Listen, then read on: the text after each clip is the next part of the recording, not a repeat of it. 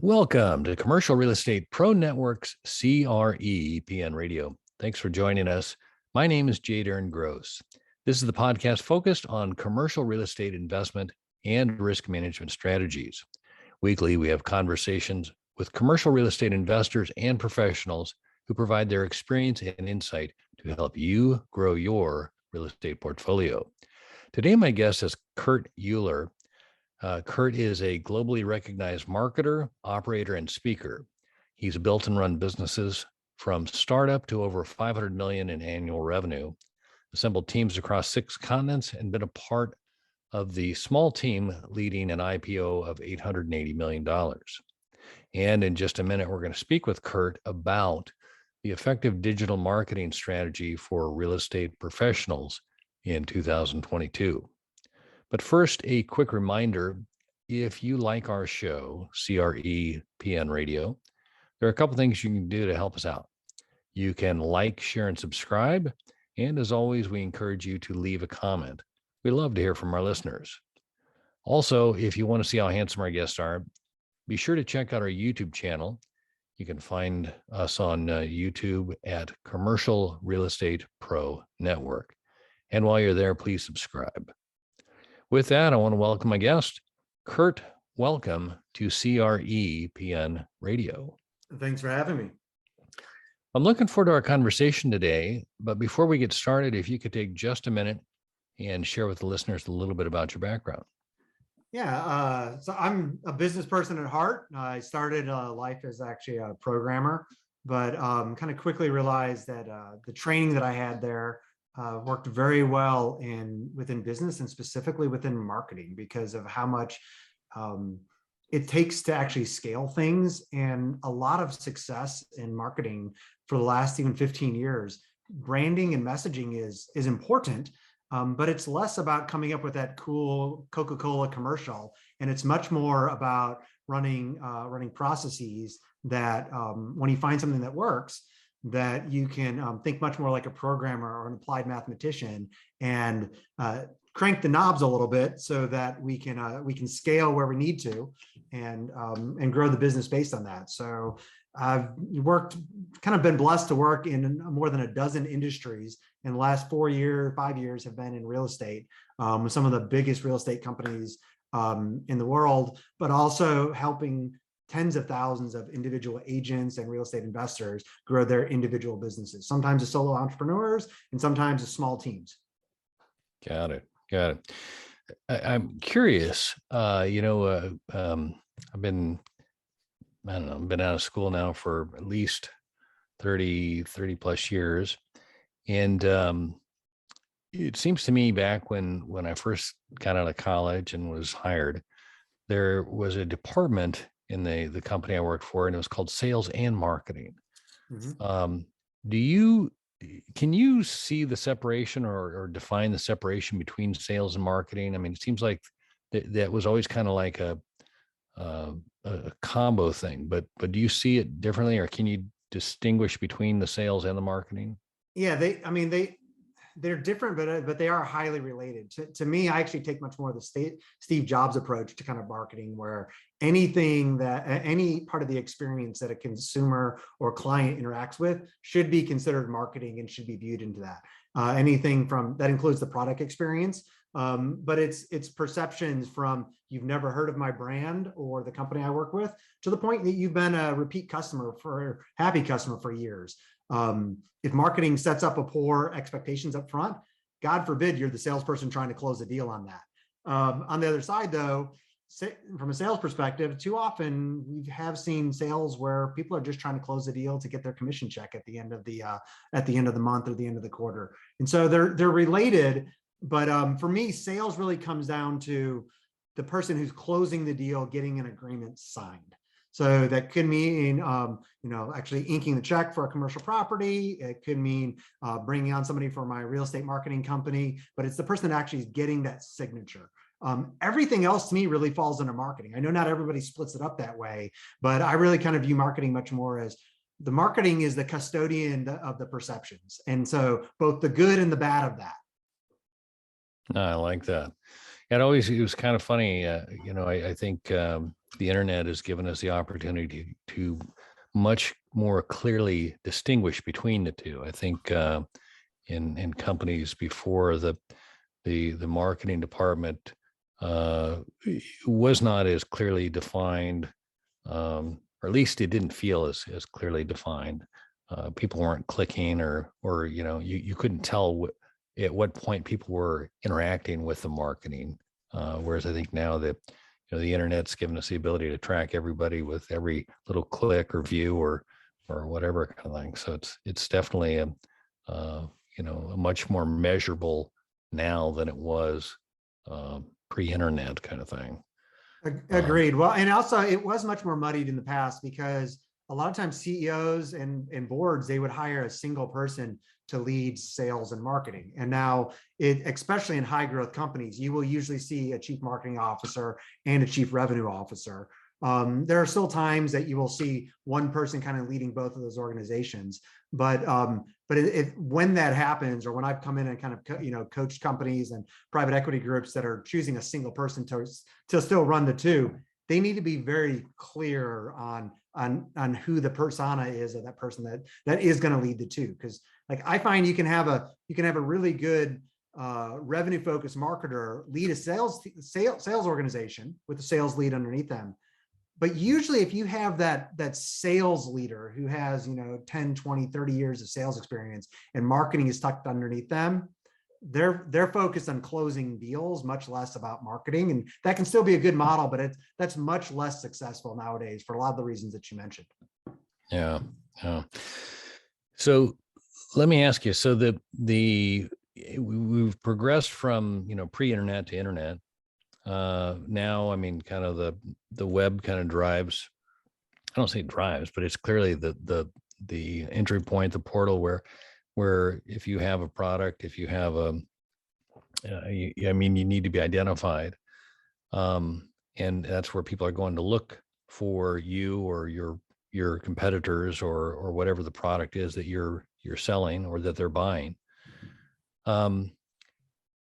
Is there any data that you have, or is there any data available that talks about the use of websites for real estate professionals? Yeah, I mean, there's a lot of data, and it depends on whether or not you're a residential or commercial agent, or whether or not you're an investor. So to a large degree, all of it does fall underneath. For me, there was a shift about 10 years ago to what I'd say is really the influence economy. To your point, people are going and checking out you as an individual, you as a company, you as a team, no matter which of those groups you kind of fall into. But it really does matter. I mean, on the residential side, like if you don't have, what the data is very clear. And I say like data, like looking at 150 to 200,000 websites with, 500,000, home buyers going to them. The only thing I can guarantee is if you don't have a website or you have a poor performing like residential site, that the only thing I can guarantee for sure is that if you have a site that doesn't have a home search your clients are going to want to use, they're going to go to Zillow. So what's the guarantee? A competitive agent will be calling your client if either you don't have a website or you don't have a good residential home site. Now, commercial is very, different on that because much more often the agent is doing custom searches and they're brokering a relationship, and there's a lot more that goes into that, whether it's for investment purposes or it's bigger commercial properties. But in that case, still, I'm choosing as a potential client. I may not be doing the search by myself, but I'm vetting whether or not I want to work with you or somebody else. Like I have a lot of friends that work for Cressa and work for some of these other firms. Well, I'm verifying those people online before I choose to do a deal with them. And investors are very much the same way. Like, are you sourcing deals, or are you just wanting to like syndicate or relationships? It all comes around a website from a data perspective of, especially even more on the investor side, is if you don't have a digital hub for a website, good luck keeping digital marketing working for you, because what happens when Facebook or YouTube or your emails open rates change, like you've kind of lost your major channel for connecting with people if you don't have a hub that you've been pointing people back to for years and building a brand around. Yeah, I'm kind of curious. you talk about website and emails and all that. Is there a particular asset that's most important for real estate professionals? For me, there's the two main things are, well, asset wise, it's your personal brand, no matter whether you're in any of the categories of investor, commercial, residential, and your database. Now, those may surface themselves in the form of your CRM and a cultivated contact list that you're keeping, not just the contact information up to date to, but you're staying in touch with those people. On the other side, it's really hard to have a strong personal brand over multiple years without having a website as the hub of that. For the reasons I mentioned, like, hey, you can be really big on TikTok because it's been growing so much, or YouTube. And what happens when the algorithm changes? Well, your personal brand kind of withers away unless you've been driving people to a site that's built that lets you tell your story. Because hey, any of the algorithms on any social networks, like they're the ones ultimately in control of your personal brand, because they're deciding who gets to see and who gets to engage with with any content you put out. But on your website, you control all of the content on there. And so the two big assets for me are your personal brand and your database. It's just how they surface tends to be in a website or a CRM. Gotcha.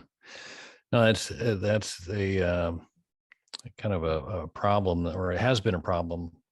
I'm trying to think recently if it's been as much, but I know that whenever Google or Facebook changes that algorithm, the people that were like, man, I'm killing it on the, whatever the platform was, and all of a sudden I'm not getting anybody, Right. kind of thing without the leads there. So Well, and definitely. that's why that website for me is like, I encourage people, no matter where they're kind of growing leads and cultivating their existing relationships. Like if you spend a lot of time on Instagram, I do, that's where, it's fine for me to start trying to grow my network there and build influence on that. Rather than, I'm never on TikTok, so my wife is, so it'd be a change of base for me to go try that. Either way though, as long as I've been funneling people back to my website, I've largely de-risked a lot of my marketing and a lot of my long-term growth by helping train my people. If you ever don't see me on Facebook or Instagram or YouTube, go visit me at kurtuhlir.com. But also, like, that allows you to have things like show notes or other information downloadable. You get to point people to where to go and get that information, gather emails so that you can reach out to them in many different ways when the algorithms change. Yeah. So we are recording this June 1st, 2022. Before we started recording, we talked a little bit about kind of the change in the market, or are we there yet? Is it changing? Is it going to change dramatically? Interest rates are definitely creeping up, and it seems like the Fed is committed to pushing them substantially higher to try and curb this inflation that we're experiencing. So with that, I'm curious if you can identify what an effective strategy for real estate professionals would look like going forward in 2022. Yeah, I mean, be honest, I don't personally know what's going to happen next. Will things slow down? It sure feels like that. And it feels like that's what a lot of people are talking about and concerned about.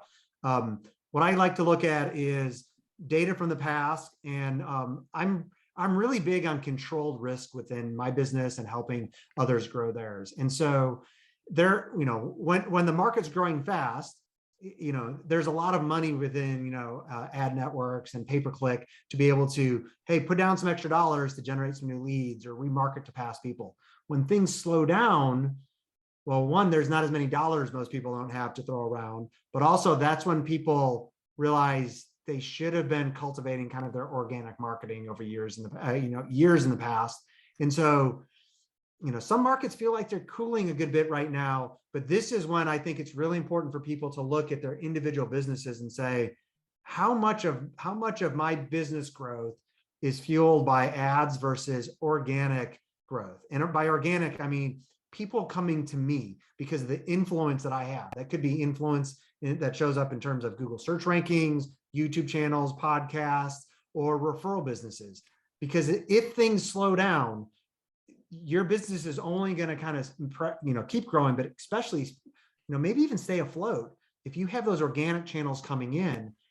But the good thing is, this is also like, we're not there yet. Things haven't just slowed down by like 30, 40% like we saw like in, 2009, 2010.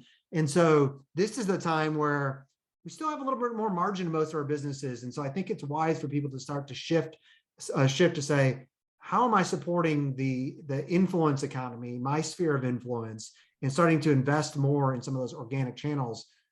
Because it's kind of like, it is compound interest, that it's like, hey, it takes a while for you to build up content and then for Google to pay attention to it. And that might mean 6 to even 12 months. Well, wouldn't you rather have started that today on June 1st than waited until August or October when a market actually slows down?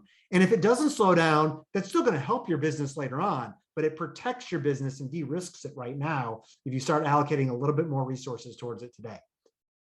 Yeah. I'm always reminded of that. When's the best time to plant a tree? And 20 years ago was probably the best time, but Right. the next best time is today.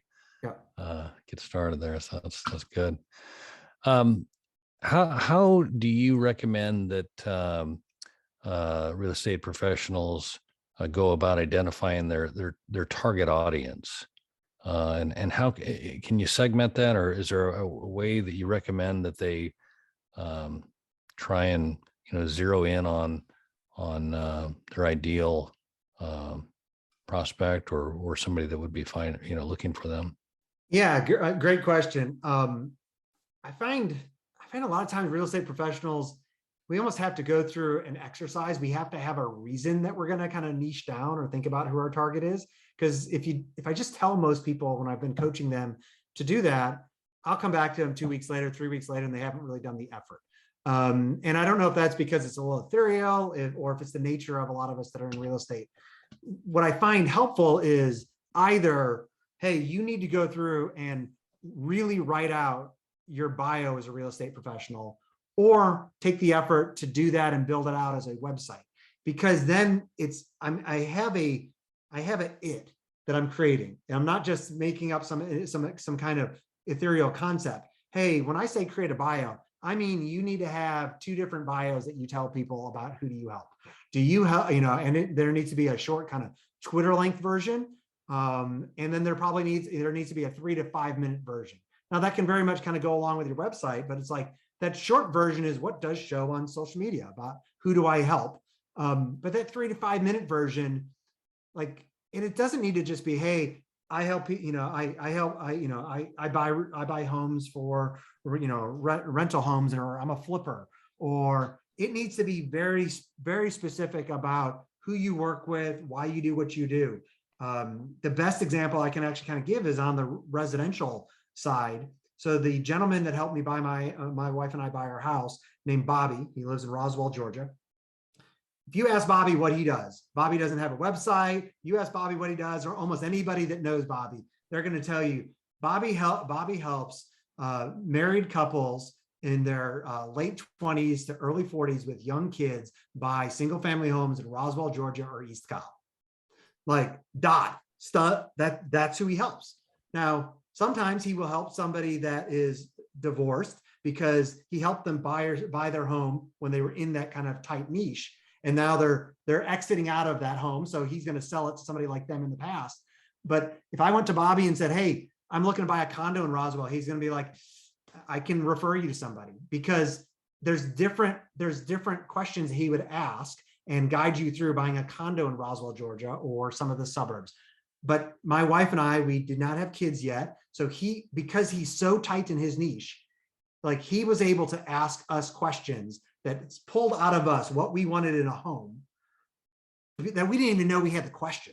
And so that's him and 2 other agents at Keller Williams, that's who they focus on. And one of them that has too much business, they refer them to the other people within that niche. They don't help anybody outside of those niches. That's good bread and butter. They do 80 to 120 transactions a year for each one of those 3. That's a great niche. Very similar residential. And I think it was Chicago. I met somebody when I lived there. Who did he help? He helps primarily singles buy high-rise condos in downtown Chicago. Or somebody who's now, you've married out of that, you're moving out to the suburbs, because it's kind of the opposite of the guy, Bobby, I mentioned here. If you're working on that bio and you mention Bobby out at a barbecue, at church, at temple, you say, Bobby, what do you do? He's going to give you that 2-sentence version, and you're going to know, do you help me? Yes or no? And you're going to refer him to somebody else.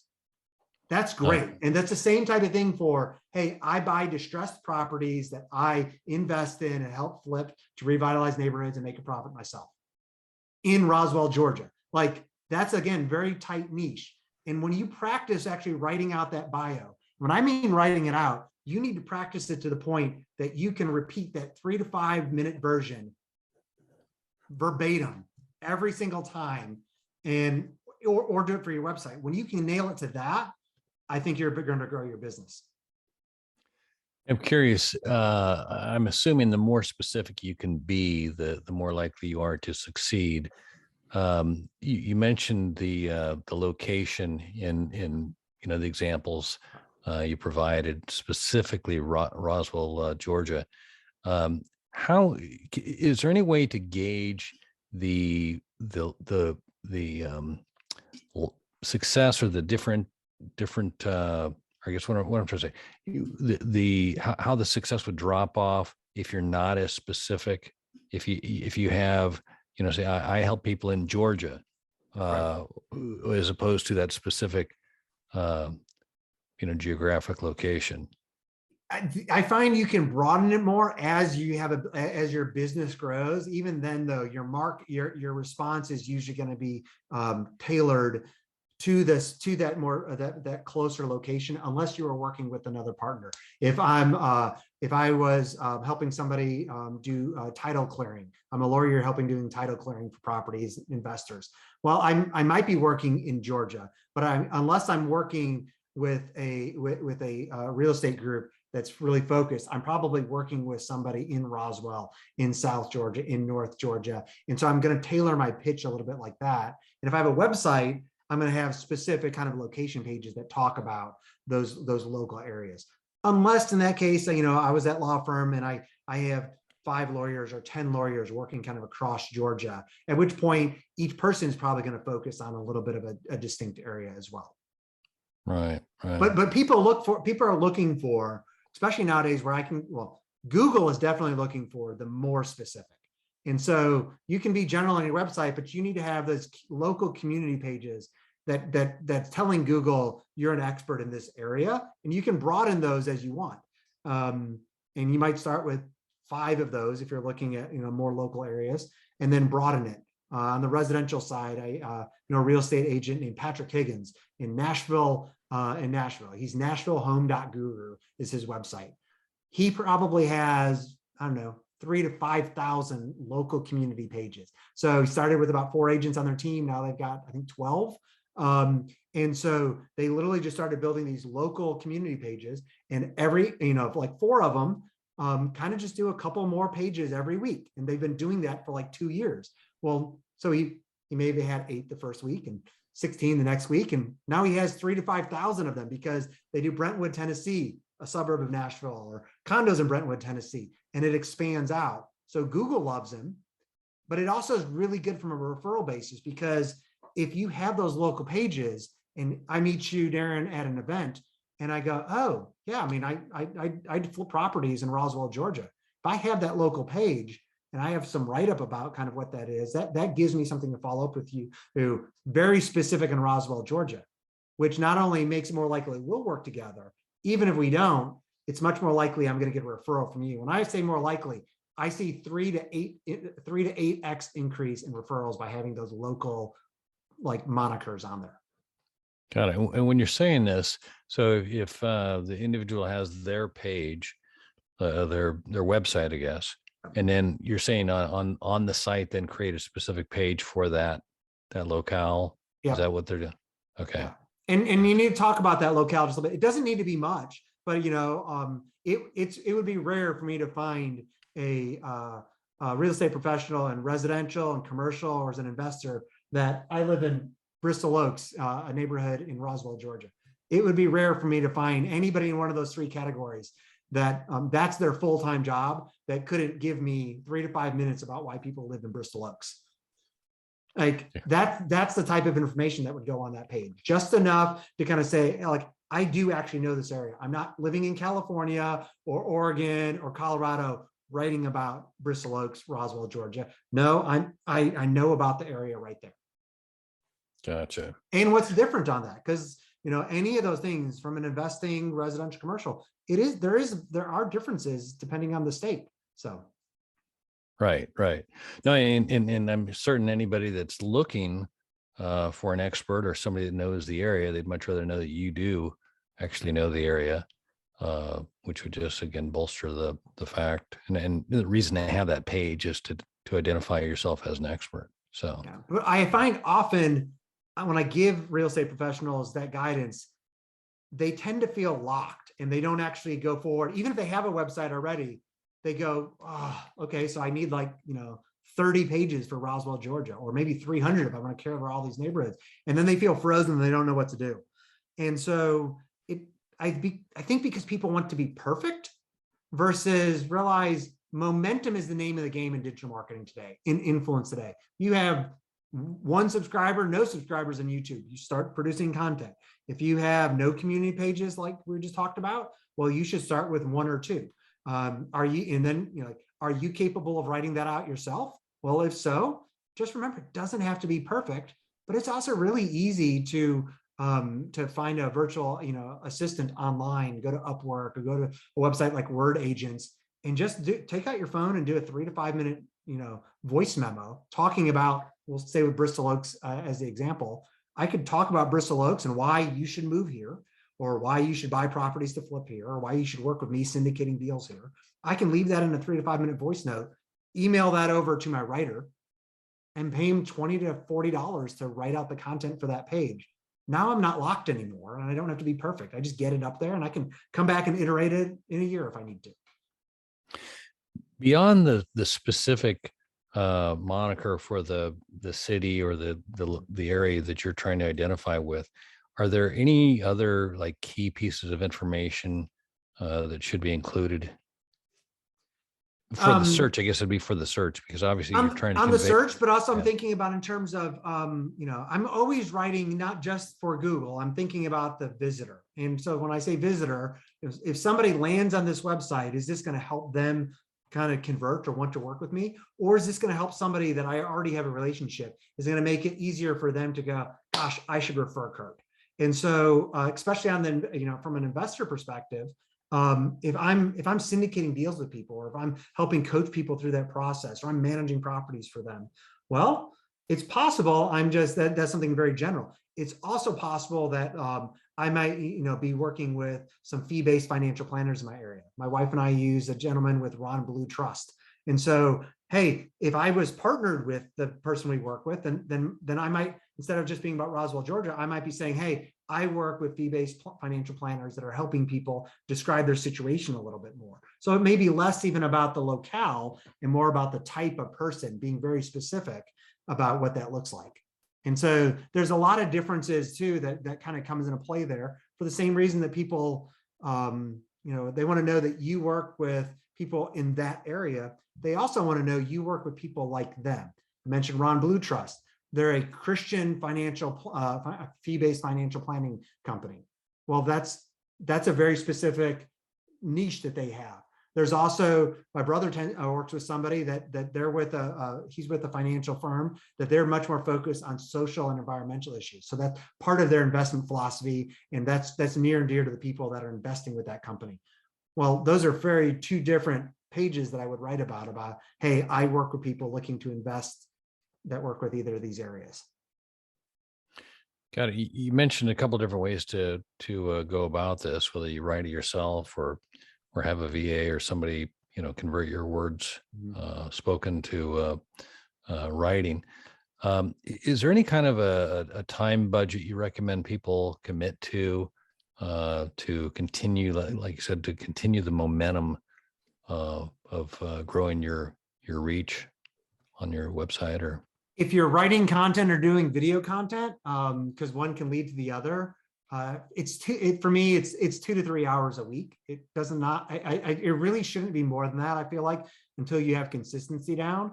And if you look at your calendar and you can go, I can only do an hour a week, that's okay as well. It's consistency is much more important than the number of hours you work. And then you just figure out your model with that and what works best for you. Because like for me, I write very well in the morning, but not in the evenings after everything's been hitting me throughout the day.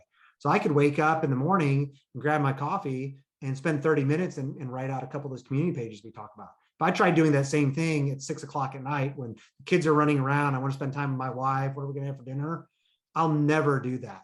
But I could edit at that time. So if I wrote a first draft first thing in the morning, 30 minutes on that. And then sometime later in the week, I have 20, 30 minutes after the kids have gone to bed, I could edit that in the morning. And that's knowing myself and finding how can I be consistent versus the amount of hours. Yeah, that's good. I think consistency, I think, is a big plus. If you commit to it and you really want to grow it, you're going to have to keep at it. You can't just like set it and forget it. And you got to, I think that the whole Google machine is looking for, more information. So the more you can feed it, the better I think you're going to be, the more likely you are to be found, and Google's going to recognize you. So that's well, good. And the consistency matters for, I find, who people actually decide who they are. So, we think about things based on our actions. And so it's really easy to say, hey, I'm going to go to the gym, and to say, I'm going to go to the gym every single day, for the next 30 days. Well, how many New Year's resolutions actually start that way and end by like the 4th of January? As opposed to, my only job is to show up at the gym. And then after, I don't have to work out. I just show up at the gym or work out for 5 minutes, and that's all. Well, now after a month or 2 months, that's an easy task to do. Now I'm somebody who goes to the gym every day. The same thing with this writing is that I only need an hour or 2 hours a week. And so coming from nothing, well, after setting aside doing that just an hour a week for a month, now I'm somebody that writes. After 2 months, 3 months, that's part of who I identify myself as. And I can see some consistency in my background.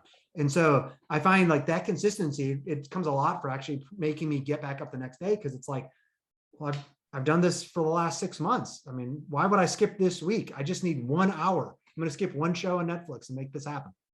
Yeah. No, I find a lot of times the resistance to writing is just sit down and start writing kind of thing. And once I get started, then there's, some familiarity and kind of remember how to do it. It's not like a term paper I've got to have done by tomorrow kind of thing, but it's more of just kind of becoming proficient in it, and practice is really where it kind of makes it a lot easier as you go. And like I said, going to the gym on a regular basis, same kind of concept there. I wanted to ask you, so we talked about being found organically versus, or we haven't really talked about ads. I'm kind of curious, do you recommend people engage in ads, or do you find organic traffic to be more beneficial? It depends on where you're at in your business. I'm a huge fan of advertising and paid media, both for new leads and also remarketing, just so I resurface to people I already have a relationship with. Ads are going to happen much faster. And so, I don't think it has to be an either or.